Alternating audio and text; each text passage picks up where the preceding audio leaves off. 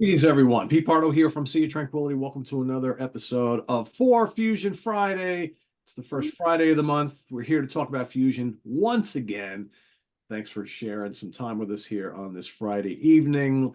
Let me introduce the two co-creators of this show on the channel, Mr. George Lamie and Mr. Eric Porter. What's happening, gents?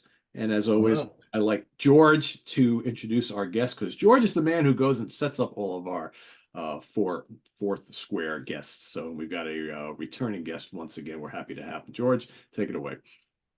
Yeah, this is a repeat guest. We had him on for the Canadian region show, and then of course, Eric wants more guitar, so we had to have guitar as sideman, our guitar as leader show, and we had Danny Raven on the first one. This one we get the wonderful Jeremy Green. Excellent. Thank you, guys. Always happy to be here. Amazing. Can you hear me? Is my voice coming through? Oh, yeah. You're good. Absolutely. Okay, good. Good, cool. Yeah, great to see her. Great to be here and do this stuff. You guys clearly picked a guitar nerd lineup here for us. This is awesome. George, How many were you familiar with this time? Well, I have Bireli, of course, and Al, of course, and Shawn Lane, of course. Dewa was new. That was super cool. Okay. And the special pick, I was totally out of left field and wonderful. And Supposed to be. yeah. So yeah, no, great lineup, great albums, good picks. This is a lot of fun. Absolutely. So before George goes and reveals all of the four albums in question today, we want to talk a little bit about some new releases. George always likes to throw some additional homework out at everybody. So George, take it away. Yeah, you got to keep up with the new stuff. Don't be a nostalgist out there, people. That's right. That's right. Got to make time for the new, and even the new releases are on topic for this one. Guitar as leader albums. First one is, oops, wrong one. Gerald Gradwall, or What? This is the 7th album. Austrian guitar player. He does like funky fusion, also like kind of skronky tone. He's a rocker. This is his 7th release. Great backline on this. Adam Nitti on bass, Kirk Covington on drums. And then he's got on one track each, you got Bill Evans on sax, Gurgo Borlai on drums, and a percussionist named Stefan Maas that I wasn't familiar with. Not a long album, 8 songs, like 42 and a half minutes. There is one vocal tune sung by Covington. It's kind of a funk tune. It's not bad. I think that's the one that I heard, George, because I think that one's out on Apple Music, so I did check that out. Yeah, that was out as a single. The album comes out today. I like it quite a bit. It's his albums, none of them are super consistent. There's peaks and valleys on all of them. This one I think is a little more solid than the ones that I've had previously. So I would recommend it. Is he mainly a Strat player, like throughout all of his releases, George? He's got that tone, yeah. So the next one, Evgeny Boji, Stream. This is a Russian guitar player, one of my favorites on the scene, honestly. He's in his low to mid 30s, only has a couple albums to his name, but he's an exciting player. I mean, this album had the rhythm section, Anton Davidyans and Gurgo Borlai. And then there's an orchestra of sorts. You have a string quartet and you have 3 sax players, all tenor, alto, and soprano, depending on the flavor he wants for the song. This is really strong. I know you have it too, Eric. What do you think? Love it. I did do a review that's up on the site. It's one of those things where, like you said, I know when you hear people hear orchestra or that, it can sometimes be a funny mix, but and I know in our conversation, he did all the composing, or I think everything but one song. Everything is blended so well. I mean, his guitar the opening track is it It's a Jungle, I think, or Yeah. oh, that blows me away. But it's a really good mix of stuff. You do get the other instruments coming through. His guitar pretty much shines throughout. The band is great. So don't let orchestra scare you if it might. Make sure to check it out. It's really good. He's a great player. Yeah. Yeah, it's not exactly Lawrence Welk, believe me. No, but it's not. the the orchestra fits in with the instrumentation, I would say flawlessly. Yeah, it's great. And Paboji is honestly, I don't know where you probably won't go with this, Eric, but I like him a little bit more than Mancuso, even as hot young players go. I think he's a little because his tone does him no favors. He's not hiding behind anything. No, he's very clean on this. And then there is the other one an EP, George? There was something else on his Bandcamp. No, Is there that's full length. That's full length. Okay. Yeah. I So haven't gotten to that one yet, but I will. I will say it that for the whoever might be familiar with him out there, he's been a guy putting out YouTube singles for years, and some of those tracks are repeated here. But this is their first official appearance, so I think that's fair. And they're not the versions on the album are not the versions that have been YouTube. He re-recorded them, so something to know about him. But that's it on new releases. Cool. All right. Trumpets and dun dun dun. Yes. The Square. Of course, our man Eric wanted another guitarist as leaders, and took an opportunity to put forth some guys, a couple we hadn't talked about in a long time, and a couple we haven't talked about at all yet. So going alphabetically, you got Dewa Budjana, Surya Namaskar, DiMeola, Casino, that's 1978. Bireli Lagrene, Foreign Affairs, that's 1988. And Shawn Lane, The Tritone Fascination, which is 1999. So this is your forte, Eric. I think we're all in agreement to hear that this was a tough group to rank. So how did you come about your number 4? I think kind of what Jeremy said too, where they're very different. And I think we talked about it as well. All 4 of these are, you're kind of, I don't want to say completely different, but they really are different animals when you listen to all 4 of them. I put Dewa Budjana at number 4.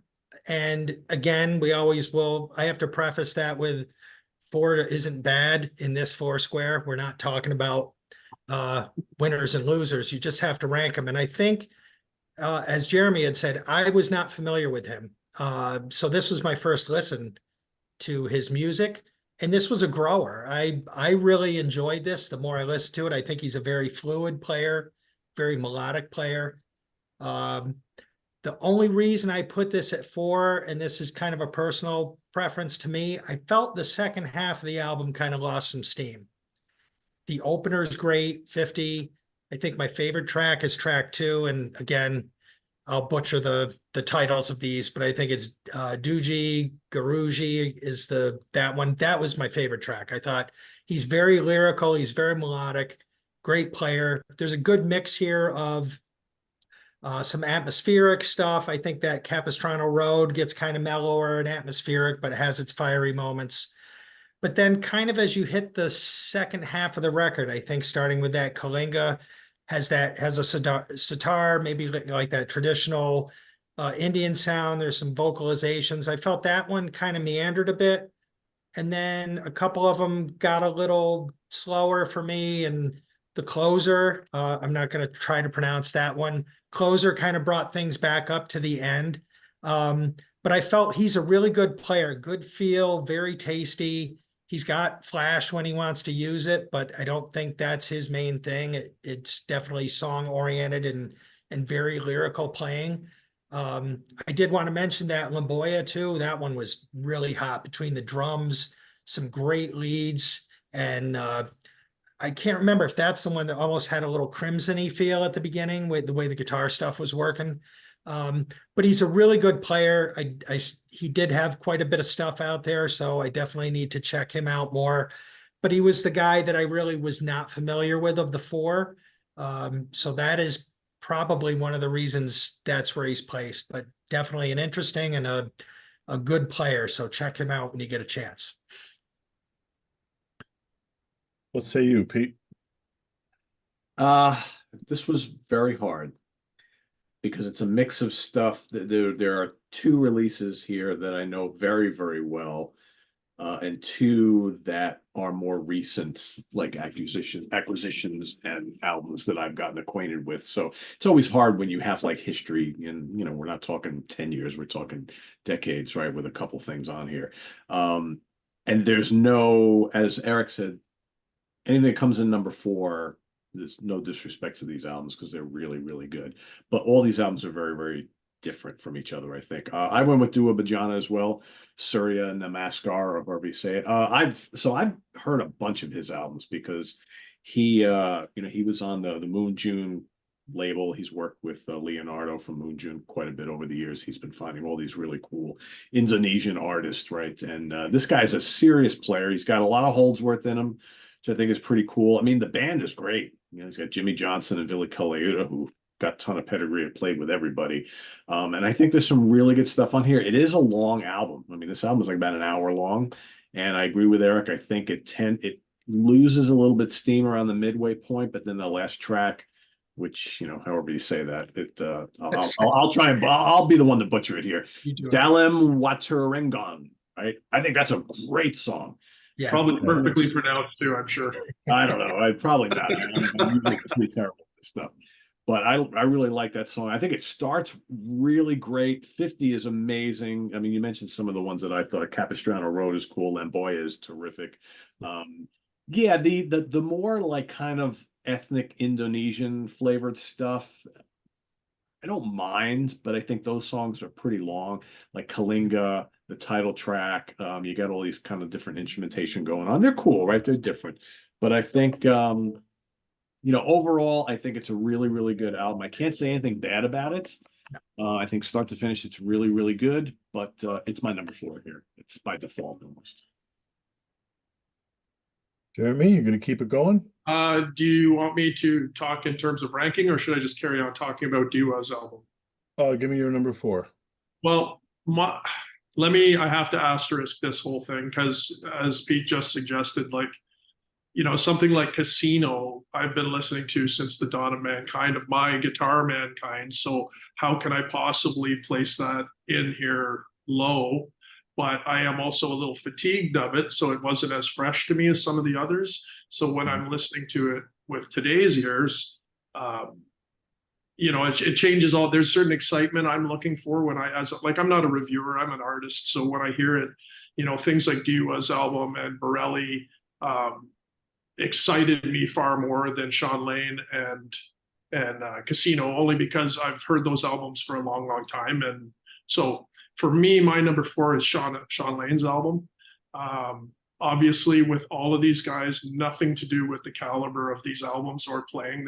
They're amazing, all of them.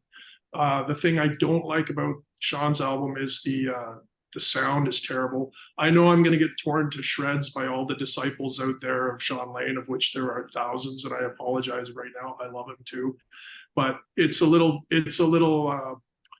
home studio sounding compared to, and maybe it pales because I just finished listening to Bireli's album, which from a fidelity standpoint is really beautiful.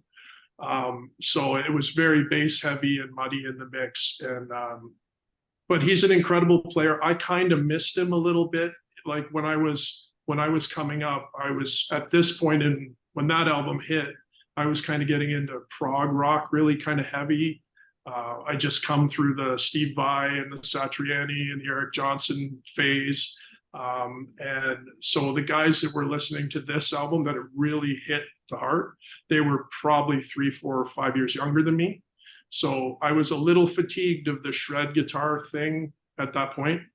So of course I was blown away by his facility, and actually it's a crazy fun album too, like with all the like 1 minute it's a blues album, and the next minute he's like ripping fusion stuff. It's a fun adventure of an album, but I was just, the sound of it really brings it down for me.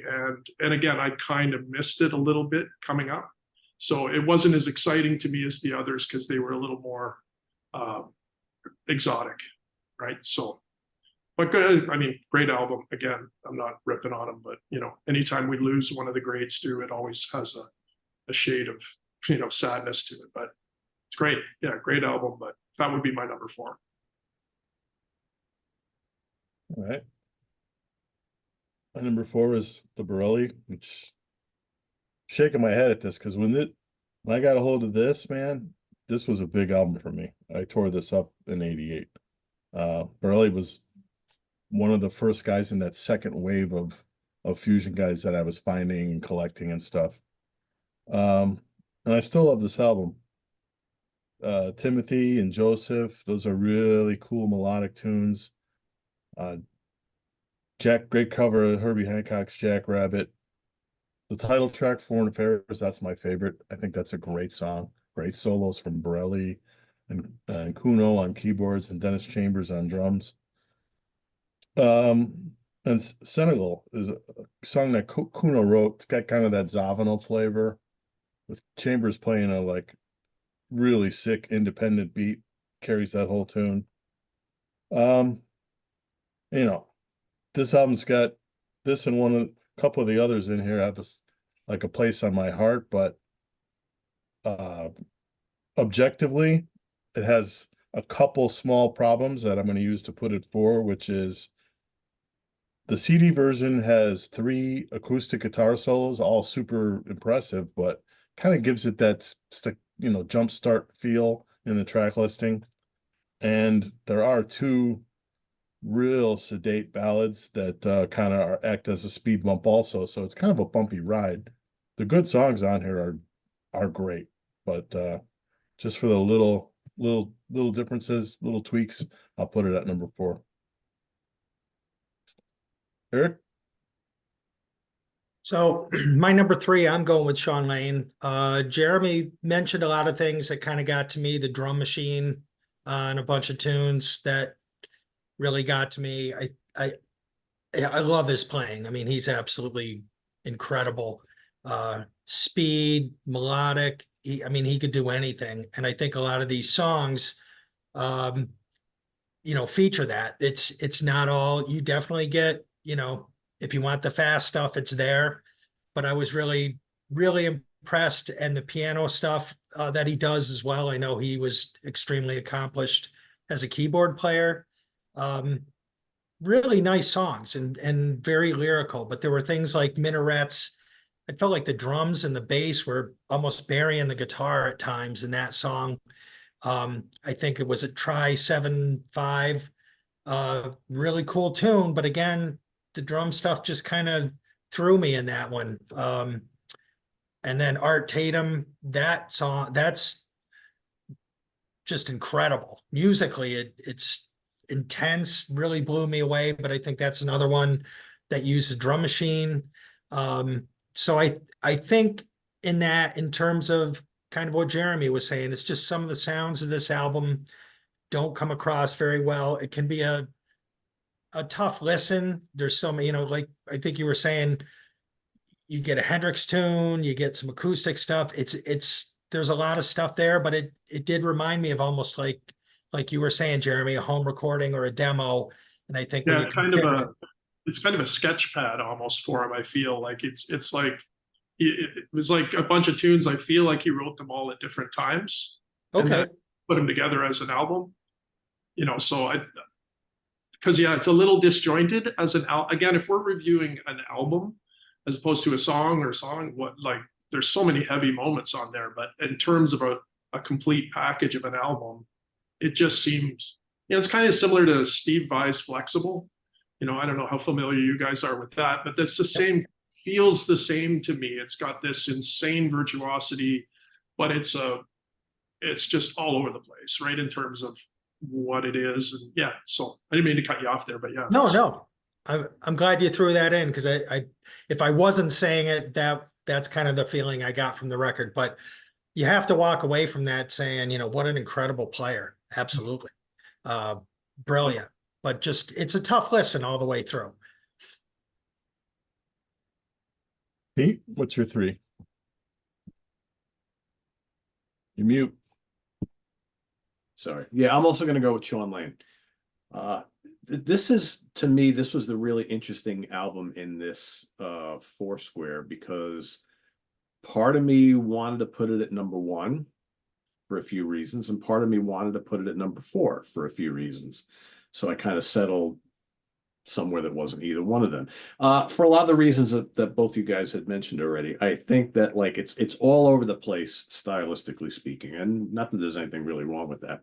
I also find the production very kind of home demo-y, sort of, which again, I think the songwriting is there. I mean, I think one of the things that always impressed me about this guy, considering like really kind of the short career that he had, is that he was improving leaps and bounds, not only as a musician and a songwriter. I think there's some really good songwriting on this album, but because like from one tune to the next, everything is so kind of different and it's like bouncing all over the place. But there's some classic stuff on here. I don't find this album as consistent as Powers of 10, which I like a bit more.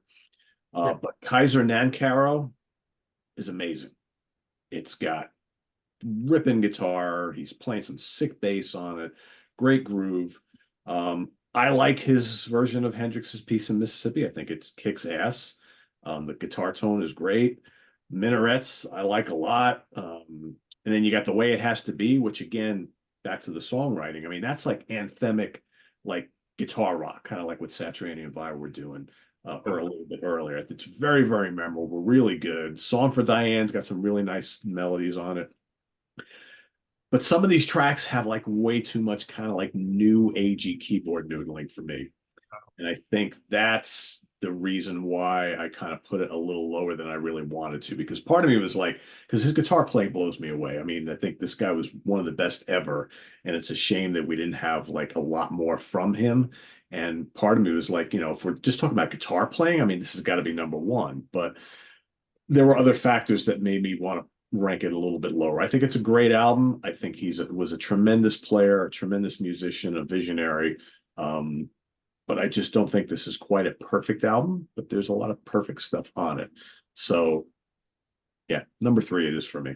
I don't really know much about what happened at that time, but we also need to remember that that was pre-Pro Tools and all that. Like we're talking tape and different studios, probably. He might have done a couple songs and then a few weeks before another one. Like, I don't know exactly, but some of those old, especially guitar fusion type records, were not big corporate sellers. So there wasn't huge budgets on these. A lot of them were shoestring stuff, guys paying on their own. I don't know if that's what happened with him, but whenever I'm listening to this old stuff, I always try to asterisk it a little bit by saying, you know, especially sonically, like, nowadays you can get a consistent thing throughout really quite easily, but back then you never depended on the carpet. You know, it's just all over the place, right? So this kind of says it all. Engineered and mixed by Shawn Lane, recorded and mixed at Sounds Good Recording, Memphis, Tennessee. So in other words, low budget, hometown, in his basement. Yeah, he mixed it, right? So, you know, that is what it is. And so to me, it's, I wish sometimes that I wasn't an artist who creates myself, because sometimes albums get ruined for me by technical things instead of the actual art. It's hard for me sometimes to take off the mixing hat, so to speak, and just listen to it as a song. Like I said this last time, a lot of this stuff, you really need to hear it live. And I wish I could have heard this live, because it probably would have been a hell of a lot more fun. And it probably, because then you can kind of put away the whole sonics of it. You know, you accept what it is and then it is. But recording is a microscope, and it literally locks it in time, and you're stuck with it. And I'm sure there's parts of it he would have loved to change too. I guarantee you that. But it's kind of a shame because, like we said, so much incredible guitar work. And especially of that time, like he started a lot of the really shreddy stuff that, you know, led to guys like Tosin and guys like that now. Like that whole kind of Holdsworth meets rock thing kind of, he was one of the very early guys to really take it to that kind of RPMs. Like he was super fast for that, so all credit to him. Like he blew my mind when I first heard him, like still does, but yeah, not the best album. I like your flexible comparison because I think that's pretty spot on, because that's one of the reasons why I don't rate flexible a little higher. And Yeah, I just ranked the whole Vi catalog just a couple days ago, and it was right around the middle of the pack. I think there's some great stuff on there, but it's all over the place. It sounds like a collection of things he's been working on for. Yeah, it's a sketch pad, on the side. These guys do these things, and he probably recorded a lot of them on a little 4-track that he carried with him. I used to have a little Cassie or a Fostex 4-track and old tapes, and have all these stupid ideas. And sometimes the best recording happens on this little stupid tape. Yeah. And you're literally dumping it onto better quality tape from a stupid 4-track thing. And I know Steve, he told me he did some of that on that. Like some of that stuff was literally, just out of nowhere. And who knows, maybe Shawn did that too, right? There's a lot of that stuff. A lot of the old recordings, the tape stuff it was messy, right? And fun. That's kind of the beauty of it, the kind of the fun of it. It was making it work, right? But it doesn't hold up with time all the time, so. All right. My number 3 is Dewa Budjana. This is where I came in with this guy. He had a few albums before. He's had many albums since, but this is where I came in. I was wildly impressed. He's super duper melodic. That's what I get out of him. Like, he really has a way with the melody. Like Eric said, 50, a great opener. You got a guest keyboard solo by Gary Husband on that. Really, really well placed. It's funny, George, when I saw Gary Husband was on that, for some reason, I assumed he was playing drums. And then I went back and looked, like, great keyboard player. Yeah, he was playing keyboards on that one. Really, I think 2 albums down from this, Zentuary, he does both. He plays depending on the track. So yeah, he's one of those guys. So he was a good guest. You also have Michael Landau guesting on the title track. But it's really not about the guests, this one. It's about the tunes. Dawaji and Guruji is one of the best songs, and like you guys already mentioned, Dalam Wateringong. That's that one really picked. Great closer. Again, super melodic. The line is kind of an upbeat line, but it's just like super melodic. But there's some songs in here I got a problem with. You got the one with the caterwauling Indonesian vocals in the background. I don't need that, It's a pretty good song without that. If I just sometimes you just want to take something off of a track. If I could just take that off that track, I'd be a lot happier. And Capistrano Road to me is a little long, a little ponderous. That's his tribute to Holdsworth. He tells the story in the credits that Leonardo introduced him to Holdsworth, took him up by his place. They hung out up there for the day, and he's huge into Holdsworth and McLaughlin. That's Dawaji and Guruji is about them. So okay, he's big into those guys. He's going to get McLaughlin on a record someday. Supposedly he wants to anyway. But yeah, it is a touch long. I would agree with that as well. A lot of these songs are long. There's only 8 tracks, but a lot of them are pretty long, and all of them don't have a whole lot going on. But for the most part, I like this quite a bit. But it's just that my top 2 are albums that have my heart, so it had to be number 3. Did we get Jeremy's number 3? Not yet. No, this would be mine as well. Now, I will say though, there's so many cool things about this for me. This is another one of those things where what's currently exciting me versus what is awesome and what is not. I love this album. Anytime you take like a player from like Indonesia of all places, and now he's kind of interpreting European and North American lines in his playing, and it just has a fascinating way of approaching that. So his phrasing to me was really kind of exciting.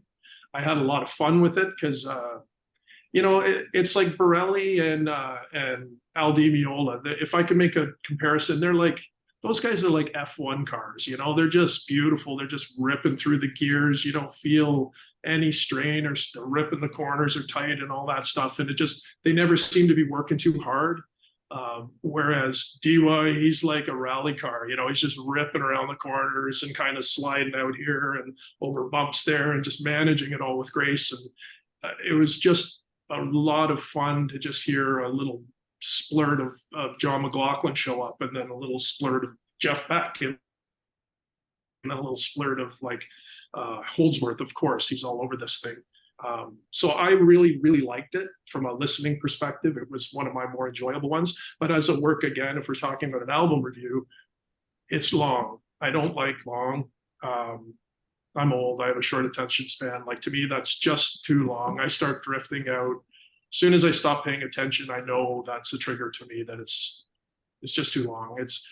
There's a lot of good happening on there, but you know, I would have preferred it to be like, you know, 15 minutes less. I think, you know, 45, between 45 and an hour is kind of where I think a sweet spot. Do you think that's because we all grew up with albums though? Because I think I do.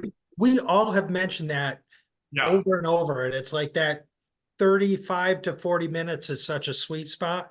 And it's hard to complain about getting more music, right? But I feel like that happens a lot. You kind of get past that point and yeah, you know who killed that for me was the Chili Peppers, man. Like when Blood Sugar Sex Magic came out and it had like 18 or 19 songs on it, and I almost died. It was like, oh my God, this is way too much. I can't.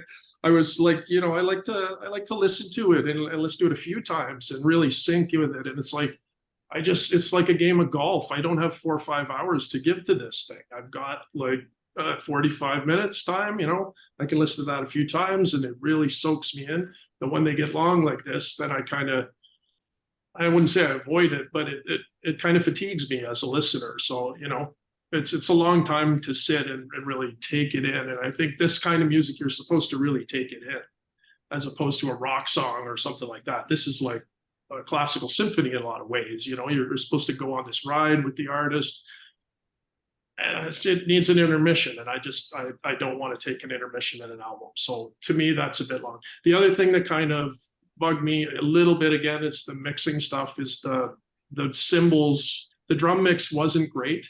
And I'm such a huge Vinnie Colaiuta fan that he was doing some really nice Vinnie stuff. And it just seemed to get kind of splashy and mucky. And I would have enjoyed a little more clarity there. Having said that, the long pause in the album, as I was kind of drifting out, all of a sudden Michael Landau shows up, and I'm like, whoa! Like that just totally brought me right back when I'm such a Michael Landau fan, so I didn't even know he was on the album, and then all of a sudden I just heard that tone come out, and it's like, wow, that was a really nice surprise. And maybe it's because my attention was drifting, and it was like, you know, seeing a friend you haven't seen in a long time. It's like, hey, right?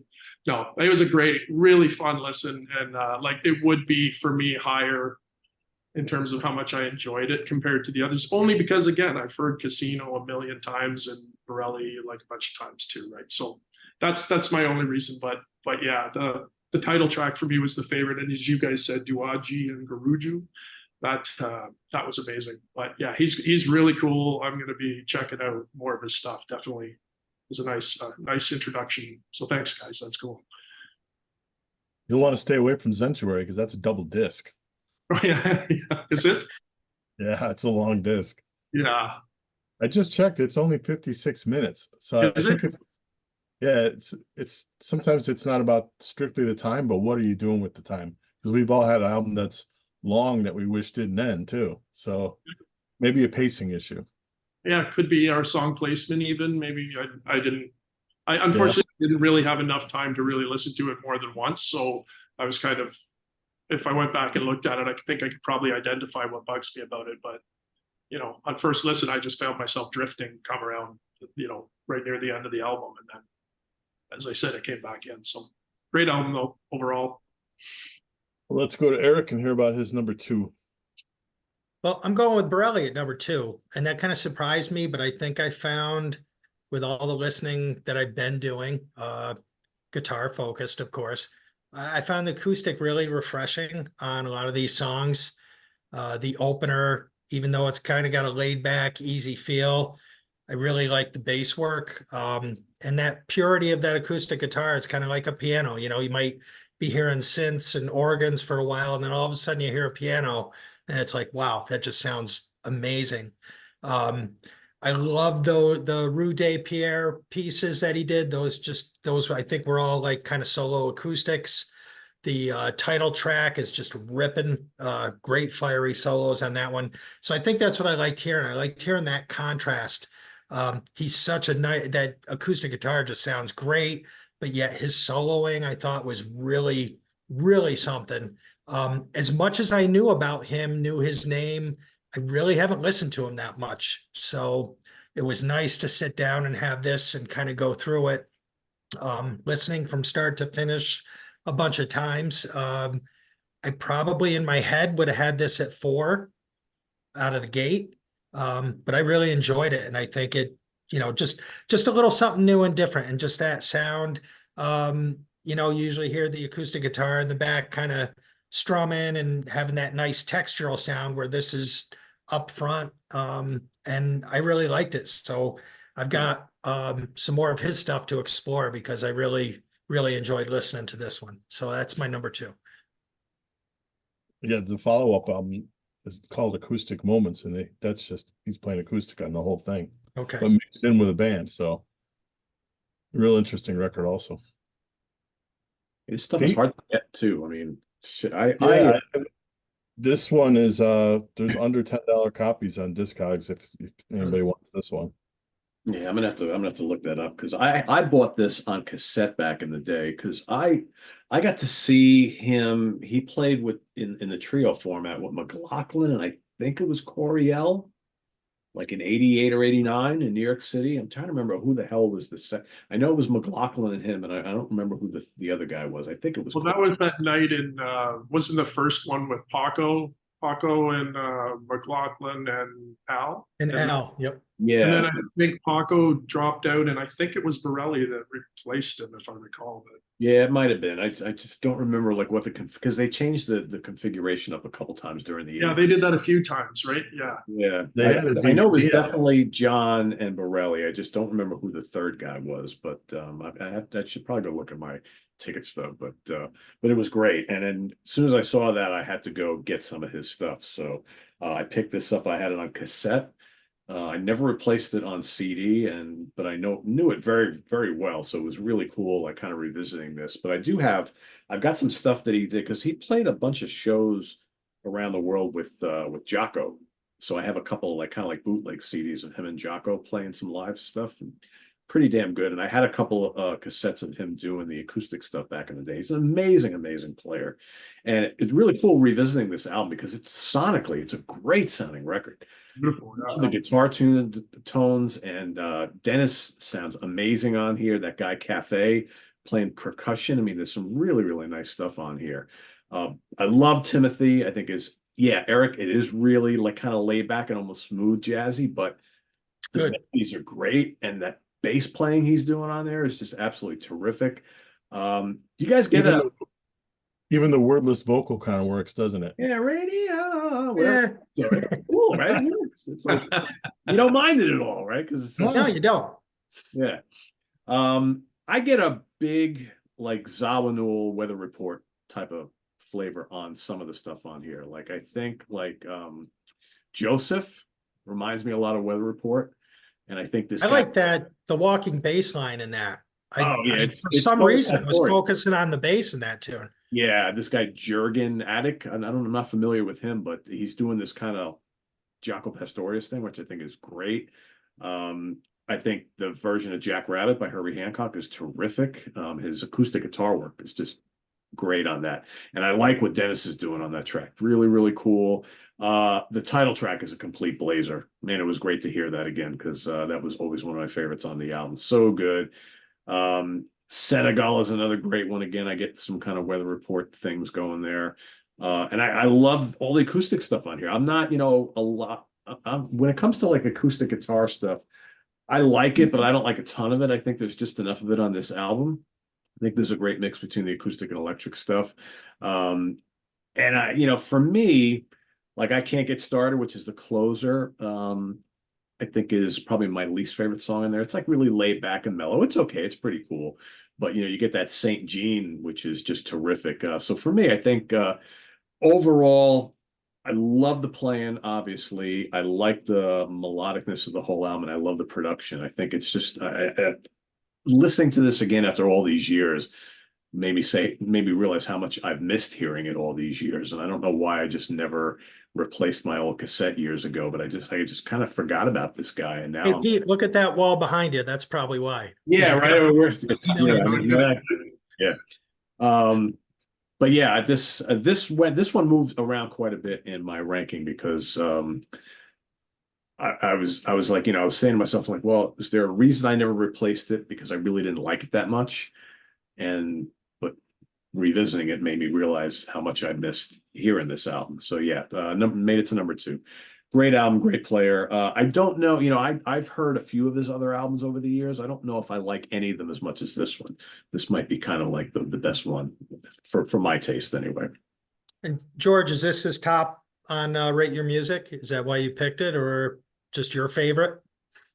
Probably tied for my favorite. He had one called Electric Side, which is a later album where he's redoing the songs of this and the album before this, Inferno, which are basically only his two only fusion albums. The rest are gypsy jazz or straight up, acoustic trios, etc. So he did an album called Electric Side where he re-recorded those with a hot young band. For some reason decided to put a turntablist on it, but I don't know why, but That's strange. But yeah, this is probably my favorite, so that's why it's in here. Okay.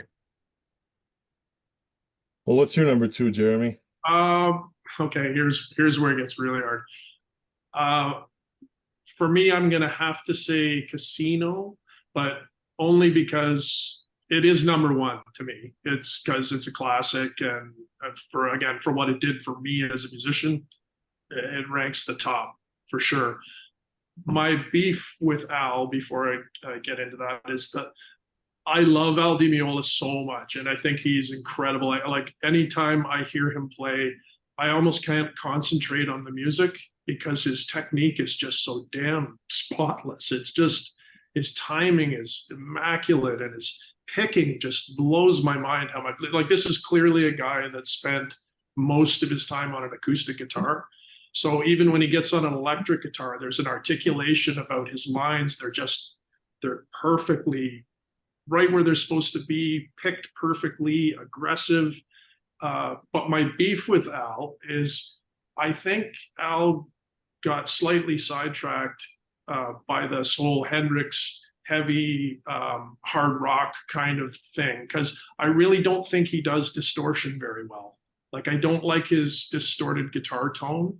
I always find it kind of nasal, and it just, I kind of feel he doesn't really get heavy. He does beautiful and flamenco and like Spanish style stuff and all that stuff. And he really gets it. That's where his heart is. But whenever he does the heavy kind of stuff, I kind of feel like I don't want to say I'm trying too hard, but it's not natural to him.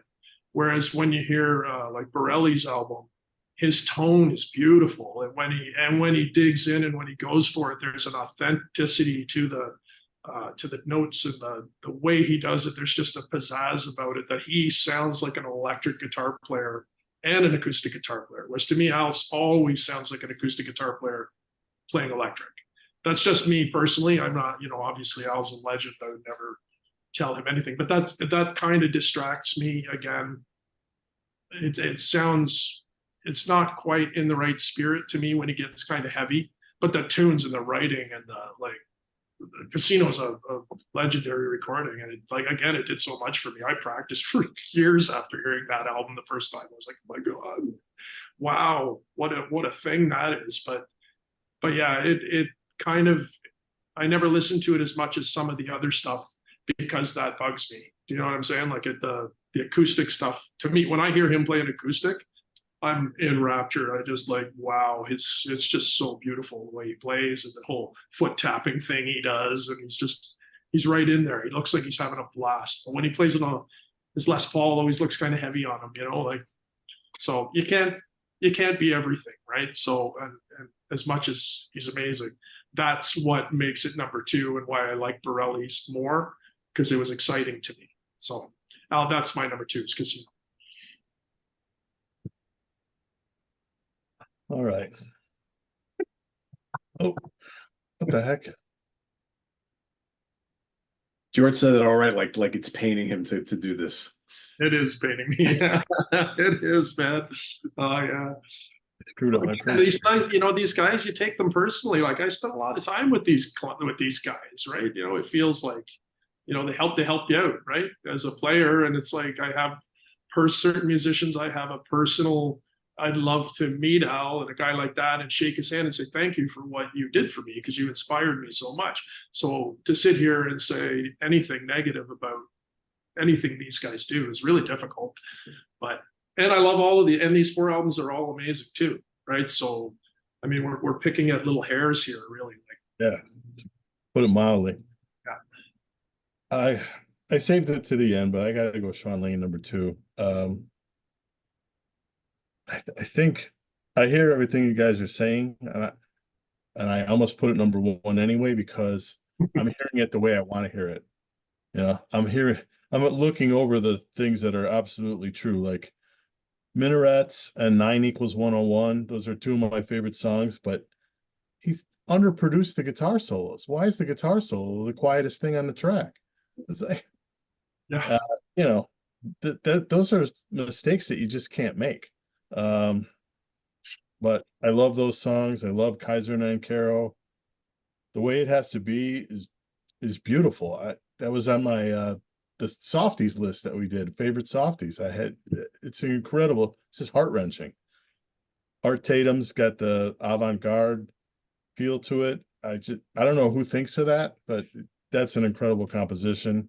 I don't mind the drum machine on that one because it seems to fit the whole feel of it. Like it's like futuristic almost. I will say, you were talking about, Jeremy was talking about recording at different times and stuff. I had demo versions of Hardcase and Try 7.5 preceding even Powers of 10. Those tracks go back to the 80s. Those are old tracks. And he didn't re-record them. I can hear that they're the same damn demos cleaned up. So there's a case to be made there. But at the same time, if he didn't put them on here, I think I'd be upset because I wanted an official version of those tracks because I love both of those tracks. The first 8 tunes, I just love them. But the reason it's my number 2 is because down the stretch, there's some shaky tunes here. The Bach cover is kind of boring. And there's a couple real sing-songy ballady tunes. Maria is a Just Him song that yeah, it's not great. And the Hurt the Joy is a co-write with this other guy, another guitar player, Tom Ward. I don't know, that song I could have done without. Man, I wanted to put this number 1 for the good songs, but I just can't. The production just hurt. That like Nankaro, when halfway through that unison line they rip into, you're just like, oh my God, that is so amazing. You know, and it has these moments where it's just blindingly great. And then others, You right? go back in time and give him money to do this record the way he heard it, with a budget, because just some of these tunes are incredible. But 9=101, Yeah, it's so good. But yeah, unfortunately, you can't do that. So it's my number 2. Yeah. Eric, crown your champion. I will be seeing Mr. DiMeola tomorrow night. Nice. So very excited for that. Seen him a couple times, but it had to be my number 1. I think, like, you know, I know Pete was familiar with more of these than I was. This one, obviously, I was the most familiar with. Had this for years. You know, the opening 2, Egyptian Danza and Chasing the Voodoo, are just absolutely killer. As much as I love the Mothership Returns version of Senior Mouse, I still like what Al does here. The only thing for me, we talk about sequencing. The closer's a little light for me. It's still Al, so I love it. But I would have liked maybe Casino to be moved more in the middle. And I really love, and obviously he's been on other albums, but I love Barry Miles. Yeah. I mean, I love what he's doing with Al, sitting back and just playing. I mean, I kind of keyed in on the keys a little bit more than I would have, just because this is the album I was most familiar with. And as I sat there and listened, and we've listened to Elegant Gypsy, Land of Midnight Sun. But for some reason, I just started listening to him and I'm like, God, I really like the keyboards on these albums. So he deserves definitely some kudos. But I think, and Jeremy, you said it, it's, you listen to Al DiMeola and it's that articulation and the picking. His right hand, which a lot of guitar players are, myself included, extremely lazy with their right hand. It just amazes me. It's just so clean and just so precise. And those runs are, it just, I don't know. I don't know how to explain it other than you just listen to him and it's, Jeremy, you went and woodshedded because you listened to this.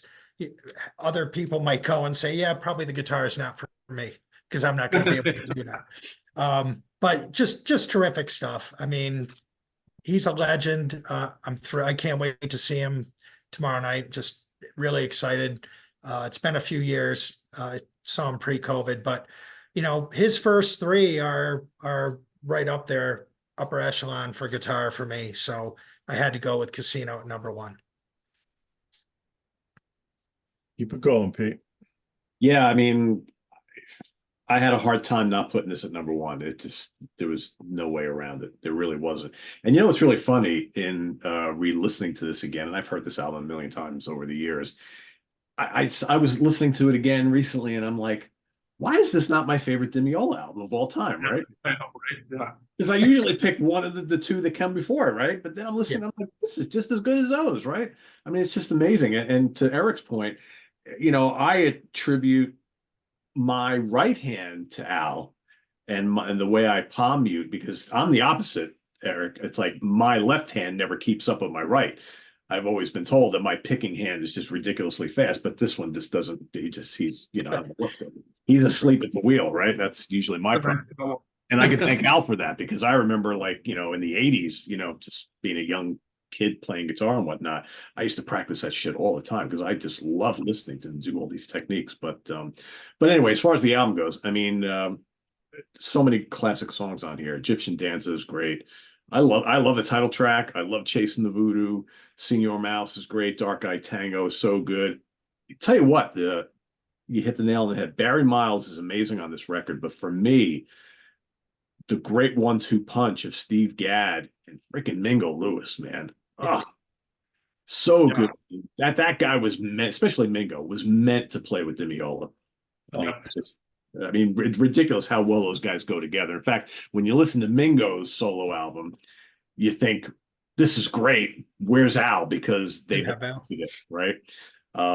This is, I mean, Fantasia Suite for two guitars. I'm just, I'm hearing it in my head right now. And that amazing, just deft touch he has on the acoustic guitar is just absolutely incredible. And personally, I love listening to him on a Les Paul.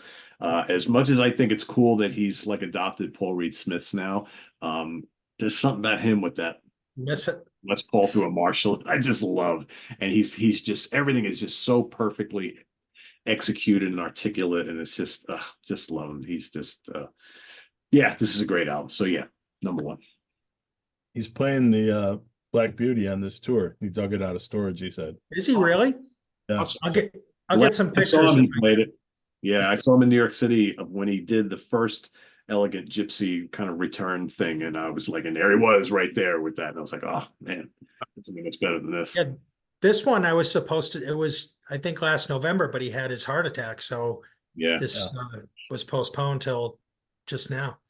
It's crazy. When I saw him do that tour, he said that we're going to do it. This will be it. I'm never doing it again. He's done it like 3 times since. Pete, was that like 2017, 2018, somewhere in there? It was earlier than that. It was earlier. Yeah, it was probably like maybe 2011 or something. Oh, okay. All right. It was the first time around. But he said he was only going to do it once, and he's gone back a few times now because it sells. I mean, that's the thing. Yeah, Yeah. it's too much damn fun too, right? Like, I think he loves it, but he's got that tinnitus and he's trying to save his ears. I see he's got his stage partitioned off with all these sound barrier boards and stuff, so he's making the best of it. Yeah. All right, let's hear about your number one, Jeremy. well, for me, it was Bireli's. Really only because it was just so nice to hear him again. Again, like Pete said, I kind of forgot about him in a little way. I haven't listened to him in a long time, and it was just really, really nice to hear him. And it's a great album too. And again, I like the way he does electric better than Al. I just find that so the spirit, he growls with it. Al doesn't do that. He plays it, but he does it. I really like the kind of grungy, like the John McLaughlin when he grabs an electric. It's like a lion roaring sometimes. And Al doesn't really do that as much, but I feel like Bireli he can do that. He's got a little bit of that in his locker. The tones are just a little nicer, a little less nasal. I know Al likes the Eric Clapton woman tone kind of thing where he just rolls all the tone off and it's got this really sort of piggy tone about it. And some people really dig that tone, but that was never my thing. I never really liked Clapton's tone that much with that whole thing. So it's kind of either that's kind of a sound people like Carlos Santana kind of touches on that tone, and it's never really been my favorite tone. So that again, with Al, I'm mostly distracted by him one way or another, and so it kind of ruins the listening experience a little bit.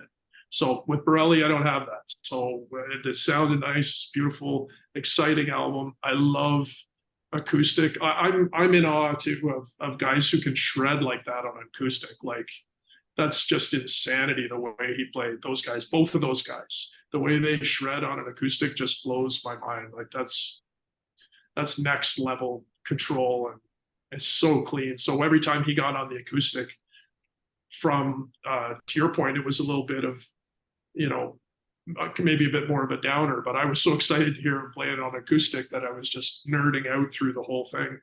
And I just really liked it. And the sound was fantastic too. The sonics of that album is beautiful. Sounds really clear. And it was just a really nice experience listening to it and hearing it again. And it's made me go back and listen to more. And again, I forgot how much I really like his playing because he's really, truly spectacular. These two guys are very similar to me. They sound almost the same. Like they both come from that flamenco world, and they brought it into the fusion world, and they're just. I love it. I love that style of playing. So anytime that's on, I'm interested. Rhythmically too. It's just so. They're both so rhythmically interesting.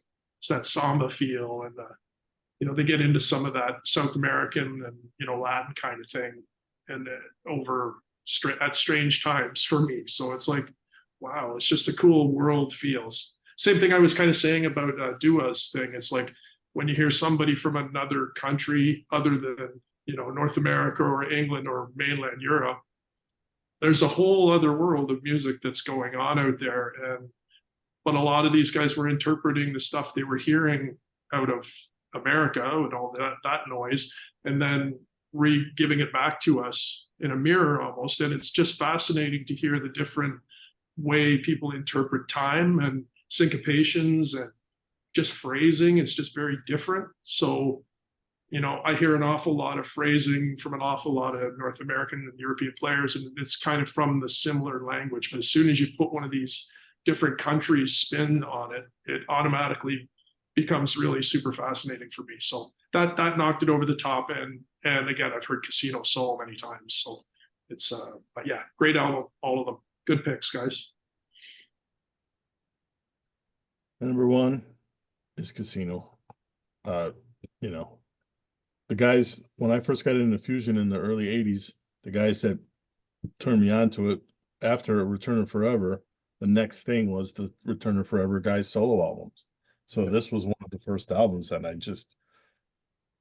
to me, DiMeola was the most successful guy with his solo albums out of all the guys. His albums, his style came out way more on his solo albums than they did in the band.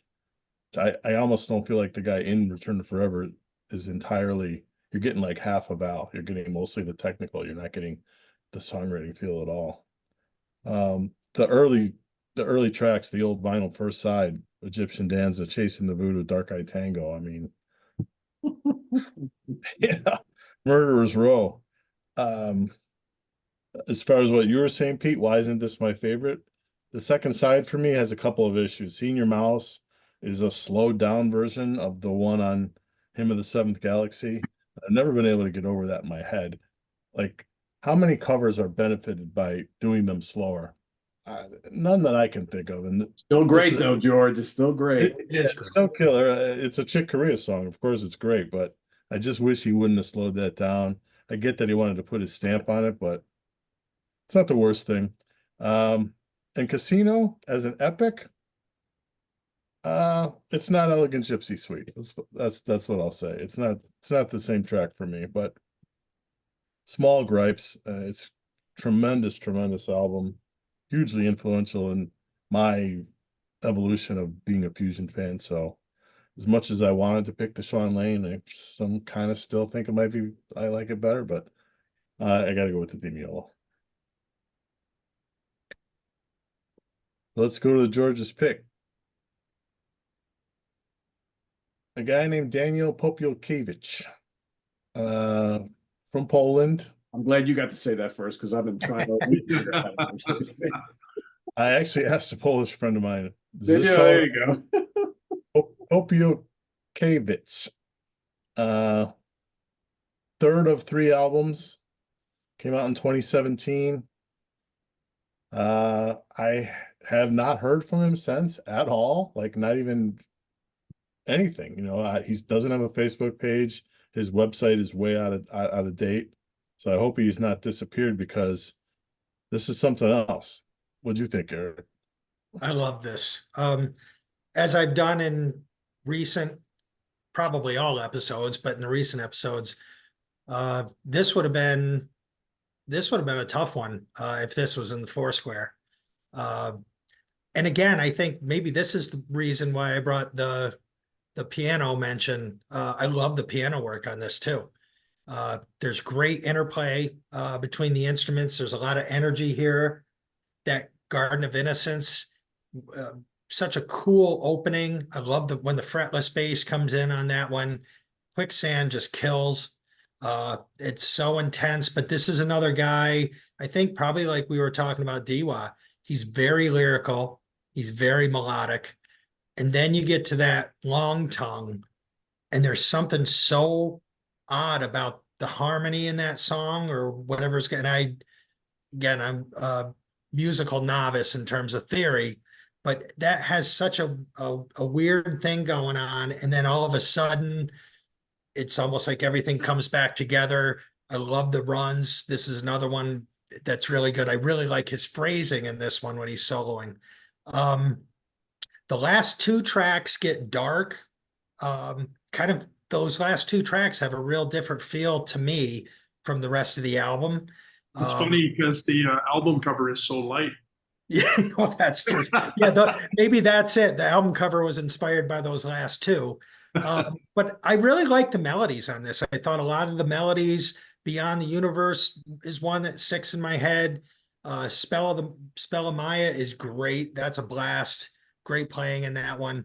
But I'm kind of sad to hear this guy's disappeared, George, because I was hoping there was a lot more out there or more coming. And if this is 2017, that's a long stretch of nothing. So great player though. Great player. Whoever he's got playing on this, I didn't look up the credits. Really good backing band. Like I said, the piano on this one really connected. As much as I like the guitar, I love when the guitar is working with something else. And it seemed like there was a lot of interplay between the guitar and the piano. I thought really good, but really loved this. Really good album. Pete, what'd you think? Yeah, I really liked it a lot. And to Eric's point, I think the piano player is really good. And I think the drummer is really good. So to me, like this album, it has great guitar playing on it, but it wasn't like an all-out, balls-out guitar onslaught. I think there was some really nice ensemble playing here. Leah Bridge Road was a really, really good track. I love Quicksand. Quicksand might be my favorite song on here. Really good. Long Tongue, really groovy song. These little intricate bits here and there, but I think the melodies were really, really good. Spell of Maya, he really shines on that one. I think when he lets it rip, he's a very, very, very good player. Love Beyond the Universe. And so Madame Chi-Chi, I thought was really interesting because that was a little different on this album. Kind of playful, nice piano solo, but Yeah. I got like a Mike Stern feel on that one a little bit. Like if it was a little more traditional sounding, I'm like, that could find its way on a Mike Stern album. But all in all, I think this is a really good album, really good band, and this dude is technically very impressive, but he's also really tasty and melodic. So I think it's just to me, it's got his name all over it, but I think this is just a really, really good band, and it's a shame that they've done nothing else since then. But yeah, I really enjoyed this. It's quite good. Do you like it, Jeremy? Oh yeah, yeah. This would have been my pick, honestly. Again, it's the same thing I said about all the multiple times now about the world feel. Like hearing a Polish guitar player, it's like wow, like you don't hear a ton of stuff out of Poland, especially like this. Like we don't anyway. And I know there's a whole vibrant scene happening over there, but every once in a while you get a little peek through the window and you see some of the monsters they have lurking over there. And this guy's one of them for sure, man. Holy. You hear the Holsworth in there. The piano, like you were saying, to me, it had not quite the same, but kind of the Lyle Mays, Pat Metheny vibe. Like the way they worked together was so nice, and they just like hand in glove, like those two playing together is awesome. Like just really fantastic. It's cool to hear like Holdsworth again. Alan Holdsworth, man, his influence like on modern fusion is all over it. It's like all these modern cats I hear are all just like there's just Holdsworth's stamp throughout the whole thing, which is kind of hilarious considering he basically died in poverty. But like the artist who was ahead of it all, but man, like these guys have got it going on harmonically and tonally and super liquid sounding, very modern but not buzzy. Some of the modern hard distorted guitar stuff I'm not really a huge fan of because it gets kind of, you stop hearing the wood of the instrument and it just kind of sounds like a buzzy thing. But this guy did not have that going on. He had a lot of overdrive going, but it was still had a very organic, beautiful tone. Anytime somebody does that, he's got my ear right away because it's just so nice. Great compositions, really exciting and interesting. Yeah, great album overall. And I went to his website and I looked up and it said something in his bio at the very end about his doctoral thesis that he wrote about some topic about thing. And I was like, I immediately Googled his thesis to see if I could read it because I'm like, that sounds fascinating. I'd love to read this guy's thesis. So yeah, he's a doctorate in music, so he really knows what he's talking about. And it sure comes out, man. What a monster. Great player, really big fan. Yeah, super cool. Yeah, his compositions, he definitely sounds like an educated dude, man. Because some of the thought that's going into some of these changes and these lines, if you can't hear it, I don't know what to tell you. I mean, it just sounds beautiful. Yeah, he's a guy that knows what he's doing. I came across there's a MTV, production kind of video for Lee Bridge Road, and Yep. nobody makes those in Fusion, so I came across that one day and I was just like blown away because that's one of the better songs on here, and just how good all the players are. It's a quartet recording and all the guys are great. A couple of them are composers in their own right. I've got stuff from the bass player Robert Kubizin. So Lee Bridge Road is fantastic. Quicksand, like Pete said, that's incredible. Long Tongues, like Eric said, the verses are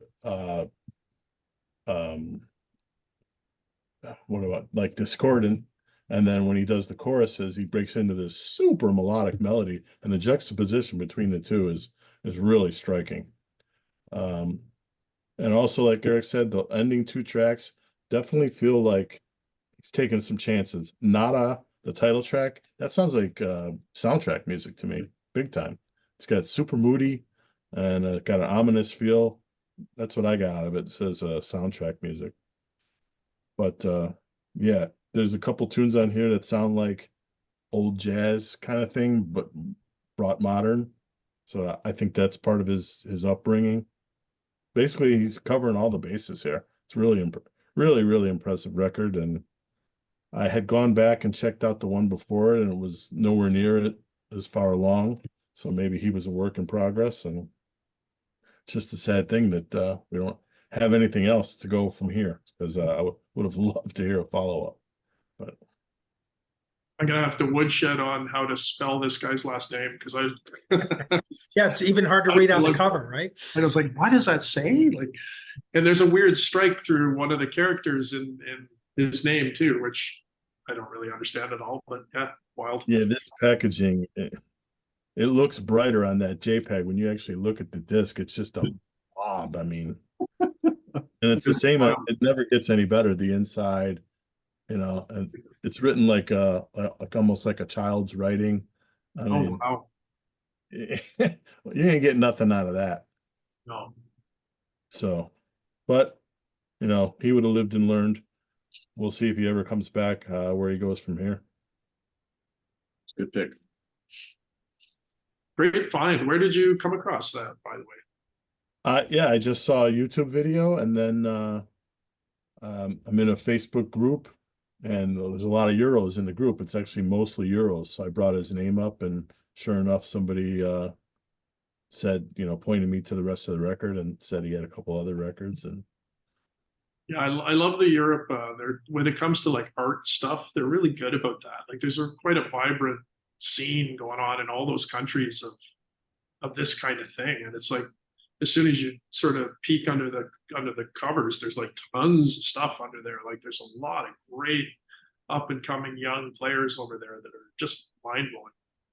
Like Matteo, when he came out of nowhere, all of a sudden it's just like, what? Like, where is this guy been? Like, just crazy, right? Absolutely. you got to check out the album I had in the new releases. That Evgeny Pobozy, he's another guy. Yeah. European bloc, Asian country kind of guy, and just super educated and super talented. There's so many guys over there. Incredible. Yeah. Cool. So next month, George, we move from guitars to saxophone, right? Yeah. Episode I'm calling the Marlon Hill tribute episode. Our channel's biggest sax fan. We're going to do saxophonist as leader, and getting channel favorite Mike Antonelli to sit in the 4 chair. That's right. That'd be good.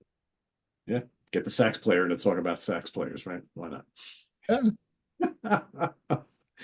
So Maybe of course, underappreciated for some fusioners, but we're going to do it. yeah, hell yeah. Hell yeah. It'll be I fun. love sax on fusion to me is awesome. Just Oh, yeah. love Absolutely. Well, Jeremy, it was great having you back on the show again. We look forward to having Thanks, you guys. once again. Yep, absolutely. And we'll get please check out that album. Yes. If you could hold that back up again. Awesome album release. How many years ago was that, Jeremy? Is that 3 years ago now? 3 years ago, I think. Yeah. It has 2021. Okay. Yeah. Anything in the works, Jeremy? There is. Yeah. I'm just kind of starting. We've kind of gone through a bit of a shift, and like we've kind of, I don't want to say moved downtown, but we're like, I was living out in a couple hours outside of Toronto, and I'm kind of moving here. So, and we got some kids kind of leaving the house, and so we're kind of in a transition phase where personally I've been very busy. So it's kind of it's made it hard for me to get some quiet time, because you need quiet time to write, right? So I haven't had that. So it's starting to come now. We're almost settled in. Things are good. So yeah, things will start happening again. Good. Hold to that. Awesome. Keep us posted. That's right. Will do. And we'll put the new release information down in the comments below. And we'll see you back here in a month on 4Fusion Friday. Visit us on the web at www.seatranquility.org. We're on Facebook. We're on YouTube all together all the damn time. Please rank these albums as you like them. If you haven't heard any of these 4, you know the homework assignment. Go out and listen to them. Gary, if you're watching, make sure everybody's in line. Everybody's ranking the 4 square, and we'll see you next month with 4 excellent sax-led albums. Till then, for Jeremy Green, George Lamie, and our reporter, Pete Pardo, thanks for joining us here on 4Fusion Friday. Spread the word, and we'll see you next month. Take care, everybody. Bye-bye.